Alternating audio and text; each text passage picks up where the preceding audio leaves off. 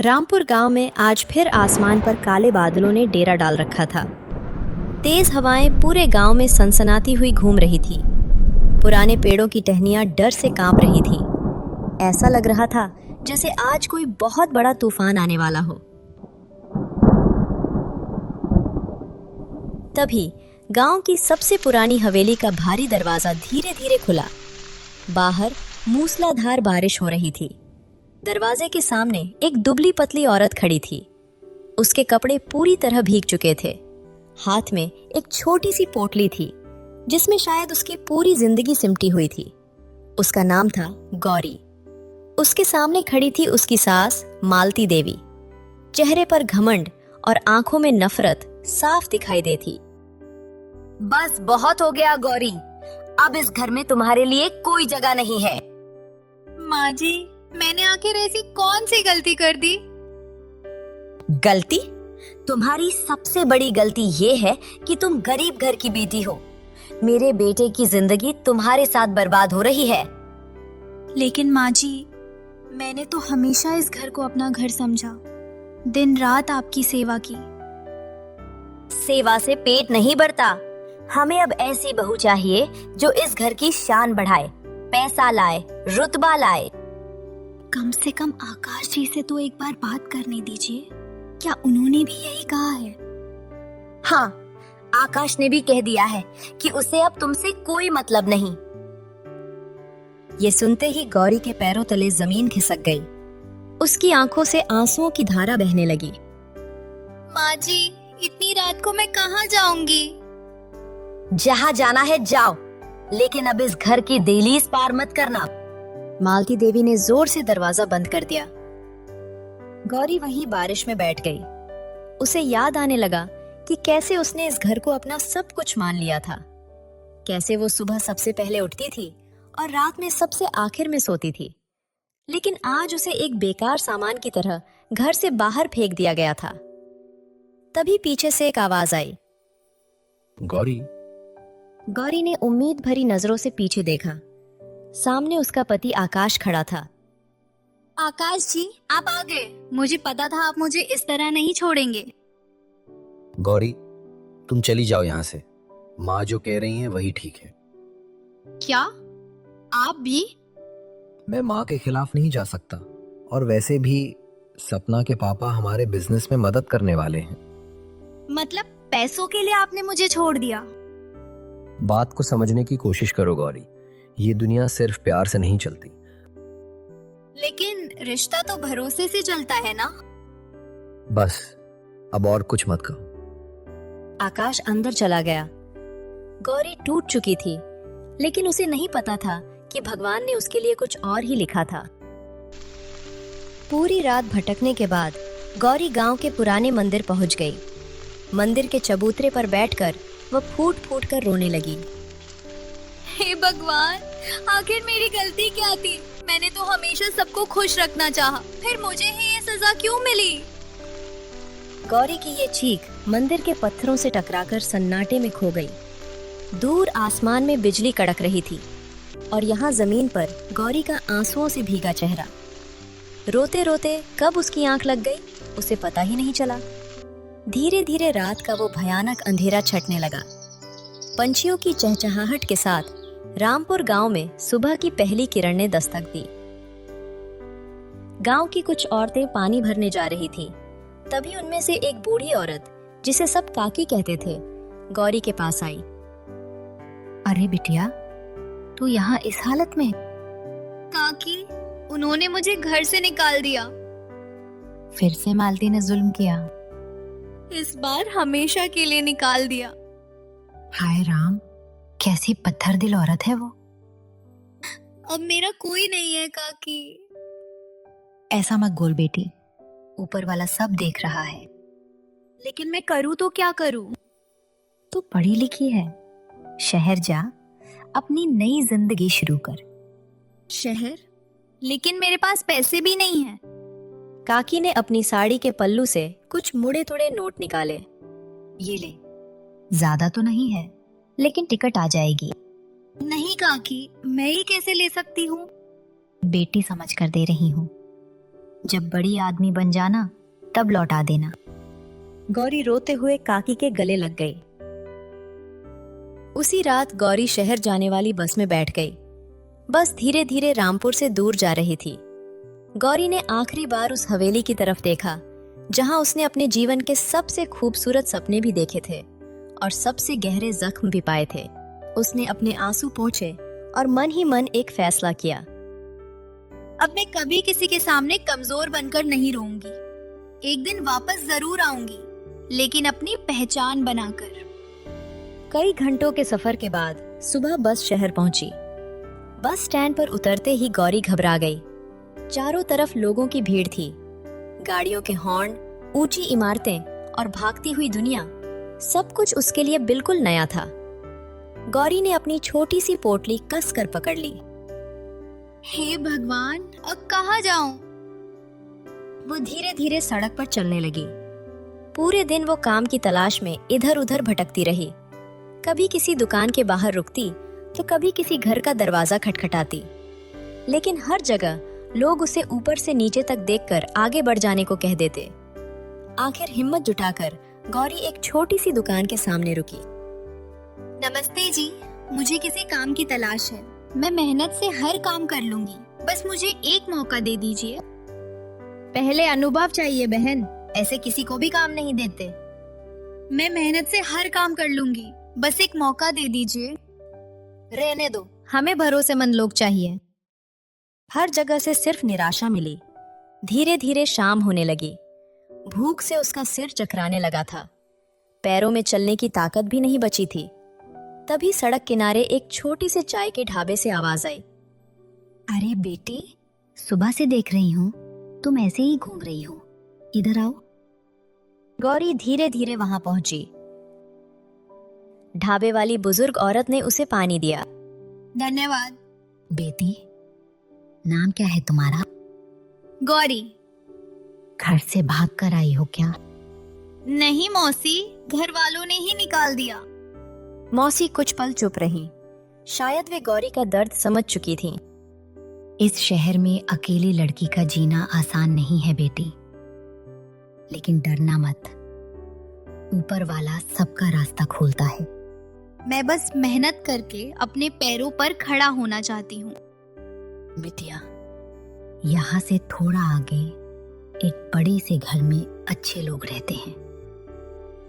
घर की मालकिन बीमार रहती है, इसलिए उन्हें घर के काम के लिए एक भरोसेमंद लड़की चाहिए।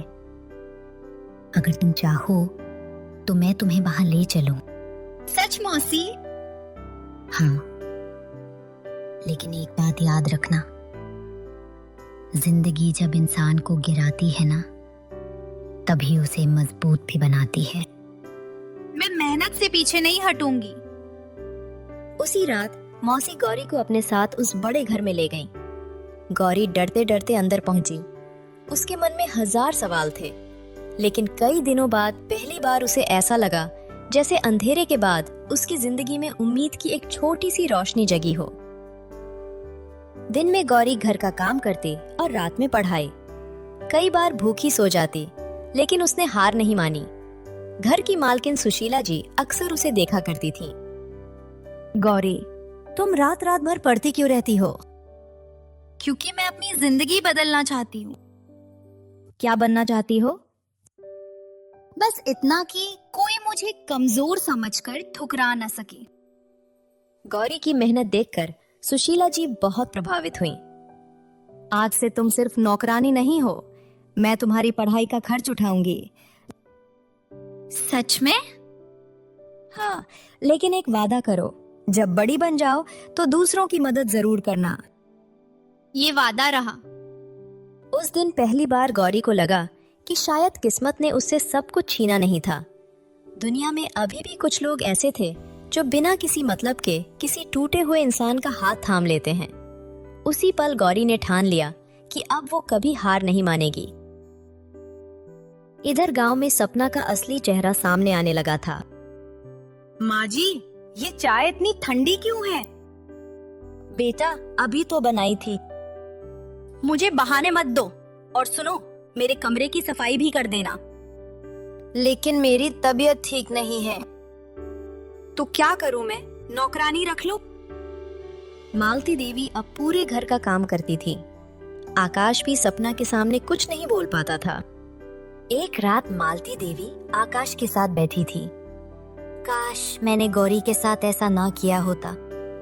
माँ, अब पुरानी बातें भूल जाइए। बेटा, इंसान गलती भूल सकता है, लेकिन उसका पछतावा नहीं। मालती देवी की आंखें भर आईं। आज पहली बार उन्हें एहसास हो रहा था कि उन्होंने दौलत के लालच में उस बहू को खो दिया था जिसने इस घर को सच में अपना परिवार माना था। लेकिन अब शायद बहुत देर हो चुकी थी। 5 साल बीत गए। गौरी अब एक सफल बिजनेस वुमन बन चुकी थी। उसने महिलाओं के लिए कई छोटे छोटे काम शुरू किए थे। हजारों औरतें उसके साथ काम करती थी। एक दिन उसकी सहायक रीना उसके पास आई। हमें कई गांवों से मदद के लिए आवेदन मिले हैं। सबसे पहले उन गांवों की मदद होगी जहां औरतों को सबसे ज्यादा तकलीफ है। और ये रामपुर गांव का आवेदन। रामपुर का नाम सुनते ही गौरी कुछ देर के लिए चुप हो गई। तैयारी करो, हम रामपुर जाएंगे। गौरी की आंखों के सामने अचानक अपना पुराना गांव, वो हवेली और बरसात वाली वो दर्द भरी रात घूम गई। लेकिन इस बार उसकी आंखों में आंसू नहीं थे। अब उसके अंदर सिर्फ आत्मविश्वास था। वक्त बदल चुका था और अब रामपुर भी बदलने वाला था। पूरे गांव में खबर फैल गई कि शहर की बड़ी समाज सेविका रामपुर आने वाली हैं। हर तरफ खुशी का माहौल था। सुना है वो गांव में अस्पताल बनवाएंगी और लड़कियों के लिए सिलाई सेंटर भी।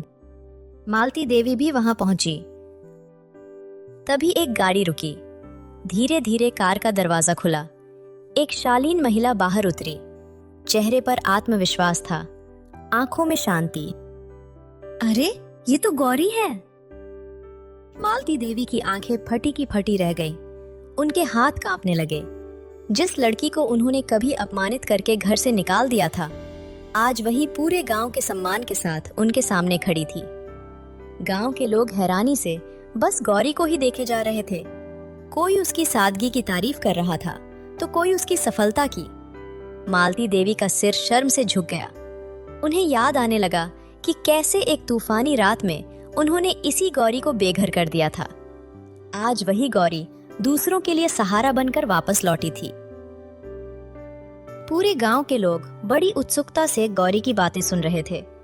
जिस लड़की को कभी लोगों ने बेबस और कमजोर देखा था, आज वही आत्मविश्वास के साथ मंच पर खड़ी पूरे गांव के भविष्य की बात कर रही थी। रामपुर सिर्फ मेरा गांव नहीं, मेरा परिवार है।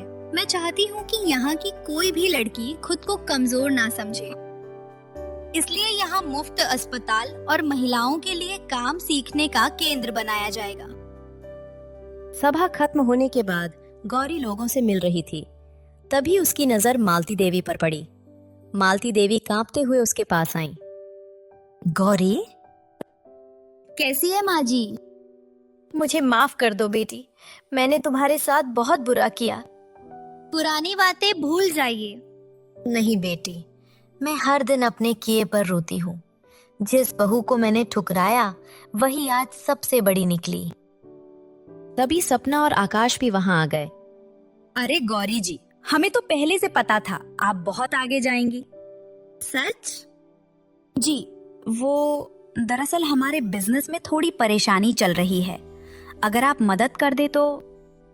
परेशानी? हमारा काफी नुकसान हो गया है गौरी, हवेली भी गिरवी रखनी पड़ी। और माँ जी?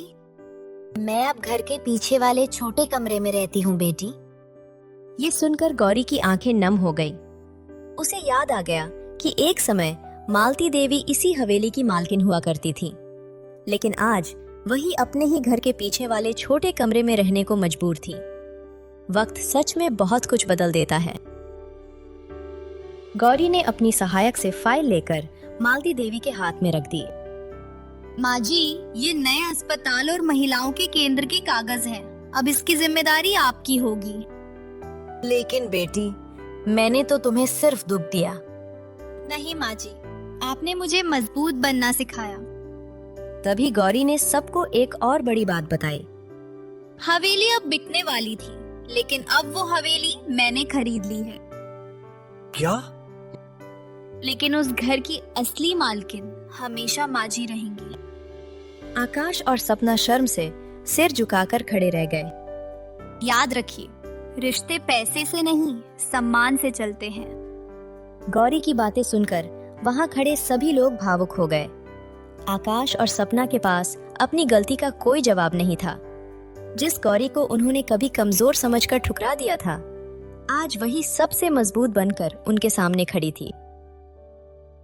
कुछ महीनों बाद रामपुर पूरी तरह बदल चुका था। गांव में अस्पताल खुल चुका था और कई महिलाएं काम सीखकर अपने पैरों पर खड़ी होने लगी थी। मालती देवी अब गांव की सम्मानित महिलाओं में गिनी जाती थी और गौरी अब हजारों लड़कियों के लिए उम्मीद बन चुकी थी। बेटी, तूने बदला क्यों नहीं लिया? क्योंकि माँ जी, इंसान की सबसे बड़ी जीत बदला नहीं बल्कि माफ करना होता है। समय हमेशा एक जैसा नहीं रहता। जो लोग दूसरों को कमजोर समझकर उनका अपमान करते हैं, वक्त एक दिन उन्हें उनकी गलती का एहसास जरूर कराता है। और जो लोग मुश्किलों के बाद भी हार नहीं मानते, भगवान उनके लिए नए रास्ते जरूर खोल देता है। अगर आपको गौरी की ये कहानी पसंद आई हो तो वीडियो को लाइक जरूर करें, चैनल को सब्सक्राइब करें और कमेंट में बताइए, अगर आप गौरी की जगह होते तो क्या करते।